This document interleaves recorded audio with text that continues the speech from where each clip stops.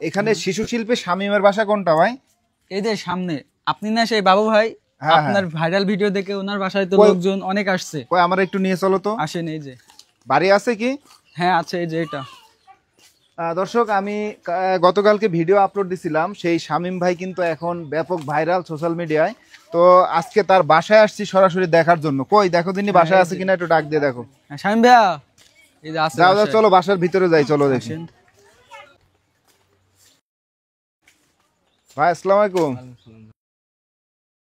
আপনার যে ভাইরাল গানগুলো আছে, প্রত্যেকটা গানের এক কলি করে আমাদের দর্শকদের শোনাবো। অনেকেই বিশ্বাস করছিল না যে আপনি সেই শিশু শিল্পী মানে শামীম, এটা অনেকেই বিশ্বাস করতে পারছিল না।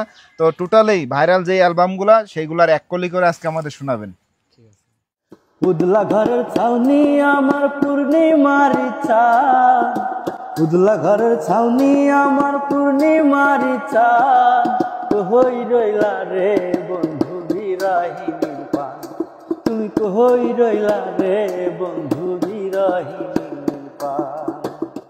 চিকুন চাকুন মাঞ্জা দোলে গানের তালে তালে, হাই হাই গানের তালে তালে, হাসি দিলে টোল পড়ে তোমার দুটি গালে, চুপি চুপি ডাকো তুমি কাছে আসো না, আরে আসলে তুমি আমায় ভালোবাসো না, তুমি জ্বালাইয়া গেলা মনের আগুন নিভায়া গেলা না, ও তুমি জ্বালাইয়া গেলা মনের আগুন নিভায়া গেলা না।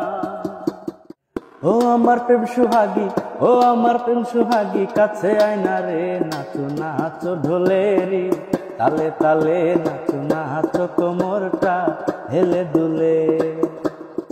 আমি হইলাম রে মাতবরের পোলা, তুই তো হইলি রে মেম্বরের মাইয়া, আই না তুই আমারই কাছেতে, আরে খেলবো দুজন প্রেমেরই খেলা রে, সময় চলে গেলে আর পাবো না রে, অসময় প্রেমের খেলা মোটেও জমে না রে, এ সময় চলে গেলে আর পাবো না রে, অসময় প্রেমের খেলা মোটেও জমে না রে, আমি হইলাম রে মাতবরের পোলা।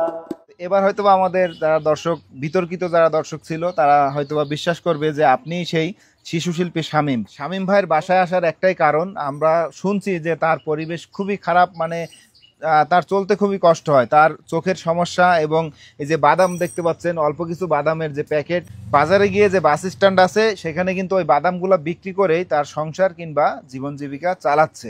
তো অনেকেই চাইছিলেন যে তাকে হেল্প করবেন, কিংবা শামীম ভাইয়ের যে মোবাইল নাম্বার এবং বিকাশ নাম্বারটি আমাদের এই ভিডিওতে দেওয়া থাকবে। যদি ভাইকে কেউ সহযোগিতা করতে চান তাহলে অবশ্যই ওই নাম্বারে যোগাযোগ করে একটু হেল্প করবেন, কারণ তার মানে পরিবার নিয়ে চলতে খুবই কষ্ট হচ্ছে।